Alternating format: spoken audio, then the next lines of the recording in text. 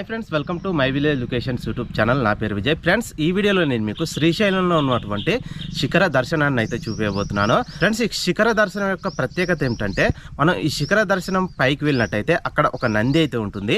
ఆ నంది కొమ్ముల్లో నుండి మనం చెయ్యి ఈ విధంగా పెట్టి చూసినట్లయితే మనకైతే శ్రీశైలంలో ఉన్న శిఖరం అయితే కనిపిస్తూ ఉంటుంది. ఆ శిఖరం అనేది అందరికీ అయితే కనిపించదు, కొంతమందికి మాత్రమే కనిపిస్తూ ఉంటుంది.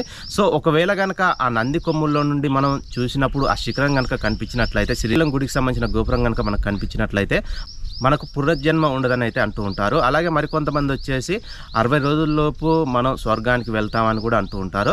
సో ఫ్రెండ్స్, ఇప్పుడు నేను మీకు ఆ శిఖర దర్శనం ఏ విధంగా ఉంటుంది, అలాగే అక్కడికి మనం ఎలా చేరుకోవాలి అనే దాని గురించి ఇప్పుడు నేను మీకు చూపించుకుంటూ ఎక్స్ప్లెయిన్ చేస్తాను. పదండి ఫ్రెండ్స్. ఈ శిఖర